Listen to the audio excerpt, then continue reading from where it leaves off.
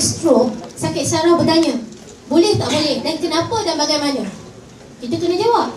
Sebab kita adalah wakil kepada produk ni dan kita kena tahu benda ni. Okey? Yang paling penting tentang vitamin E contohnya Okey, ini adalah satu elemen vitamin untuk pencegahan kepada penyakit kanser dan kardiovaskular. Jadi bagi pesakit kanser, dia ada dua kandungan yang ada dalam kolesterol alpha lipid yang banyak membantu mereka untuk mempertingkatkan tahap kesihatan mereka. Di mana dia mengandungi cytokine dan satu lagi mengandungi vitamin E. Dua benda ini bergabung untuk membantu memulihkan selura dan juga mematikan sel-sel darah yang ada, insya-Allah. Baik, dari segi kandungan mineral, sebab tu saya katakan tadi, alpha lipid adalah satu produk yang lengkap dan sempurna. Vitamin dia cukup, mineral pun cukup. Okey, ini adalah apa yang terkandung dalam kolesterol alpha lipid. Berjaga-jaga hadirin, sebab apa? Mungkin yang ada di sini merasakan bahawa apa ni? Ini semua terms about science, tak guna kita nak tahu. Silap. Hari ini kita jumpa dengan orang kampung, dengan orang tua, kita bercakap bahasa yang boleh difaham dan simple. Tapi insya-Allah bila anda semua dah ada di peringkat mungkin di peringkat ruby, emerald, diamond, kita akan jumpa orang yang well educated that will test you on the product. So get ready. Sebab saya pernah seorang doktor, minta maaf kalau ada doktor di sini, menelpon saya. Dia tanya saya, apa fungsi asid folik dalam kolesterol alpha lipid? Dia sebenarnya bukan nak beli tapi nak test pengetahuan kita. Waktu tu saya on air dan dia telefon on air juga. Okay. So saya katakan bahawa asid folik ini berfungsi untuk bantu untuk mempertingkatkan kadar darah merah dalam badan kita. Jadi tolong tuan-tuan dan puan-puan, abang ni selalu menasihatkan kita untuk terus membaca, mendapat maklumat. Benda ni, maklumat-maklumat ni tidak ada dalam pada tim tu, tak ada. Tapi membacalah, kerana pengguna di luar sana dia nak tahu detail. Okey. Baik, sistem total immunity ataupun total immunoglobulin. Memang tak pernah dengar. Okey, nak menyebut pun berbelit lidah, tapi tak apa. Yang penting kita tahu bahawa ini adalah total immunity ataupun sistem pertahanan tubuh. Okey, ini adalah sumber terbesar yang ada di dalam kolesterol alpha lipid. Okey, kolesterol ini dia membantu menyumbang sumber kepada seperti inilah IgGA, IgM, IgE, IgD, IgF1, F2. Okey, kalau kita tengok dari segi sistem ini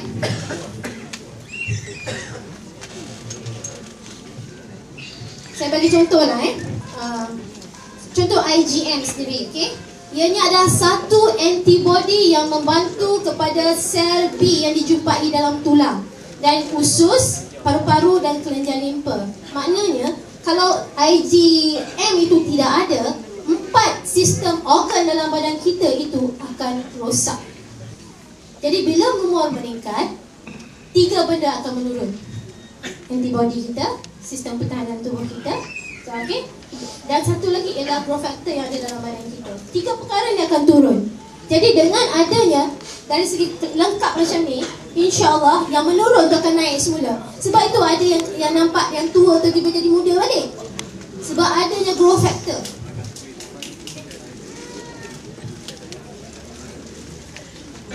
Baik.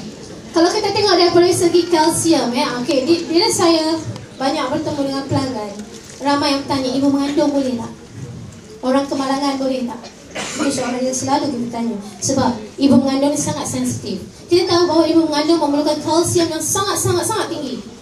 Okey, untuk pengetahuan semua, segelas saja kolesterol alpha lipid itu sendiri mengandungi 1000 mg kalsium. Bayangkan kalau satu hari 3 kali kita minum kolesterol alpha lipid. Apa lagi ibu mengandung? InsyaAllah, okey, InsyaAllah kalsium yang ada dalam badan dia akan berada pada tahap yang sama. Jadi tidak ada masalah perebutan tulang. Bila orang mengandung, kalsiumnya banyak diserap pada anak. Dan untuk pengetahuan semua, kalsium yang kita minum itu membantu menguatkan tulang anak itu sendiri serta pertumbuhan giginya, insyaAllah. Baik, ini yang saya katakan tadi, growth factor. Growth factor ni sebenarnya banyak fungsi. Okey, berapa orang kat sini umur 30 tahun ke atas angkat tangan? Semua 30 tahun ke bawah. Jadi kalau yang 30 tahun ke bawah tu tak payah dengar ni lah. Yang 30 tahun ke atas dia dengar. Sebab kan 30 tahun ke atas ni kita kita dah mengalami banyak macam-macam masalah dari segi kesihatan, dari segi kulit, okey, dari segi ketahanan tubuh. Okey, faktor pertumbuhan ataupun growth factor ini, okey, banyak membantu dalam memulihkan semua, merangsang semua enjin badan kita untuk melawan penyakit, iaitu sistem pertahanan tubuh. Dan kemudian kita tahu bila 30 tahun ke atas, okey, kita akan mengalami masalah kekeringan kulit dan kerutan. Kat sini berapa orang nak mundur? Angkat tangan. Asri seorang aja rasa dia turun. Bawa orang tangan kan? Okey, growth factor sebenarnya adalah satu elemen antioksidan yang membantu kepada masalah tua, atau lebih perkataan lain ialah awet muda. Jadi insyaAllah, cuba tengok rata-rata siapa yang memakan minum susu kolesterol lipid, tengok pada dia punya features kulit dia berubah. Saya sendiri nampak macam umur 25 tahun. Oh, baik. Sebenarnya growth factor sangat penting. Bila kita tua, growth factor ini menurun. Bila growth factor menurun, bila mengalami kecederaan dalam tisu badan, kita tidak boleh pulih dengan sendirinya. Orang tua, kenapa? Dia mudah luka, ada luka dalaman. Contoh stroke itu sendiri, saraf itu sendiri. Contoh stroke, saraf. Bila orang stroke, saraf dia akan tersekat ataupun dia putus. Tidak ada connection antara satu saraf dengan satu saraf lain. Dengan ada growth factor ni tadi, dia rangsang balik sel itu untuk bertaut semula. Jadi jangan kata, ajaibnya orang tua ni 7 tahun tak boleh jalan, lepas minum terus boleh jalan. Kenapa?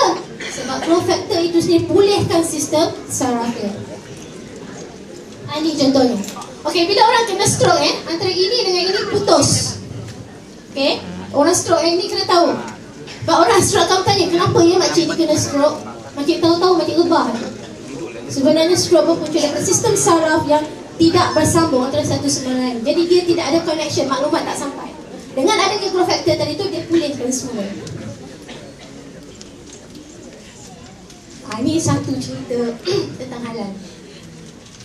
Ada satu pendengar kita menelefon juga ke udara.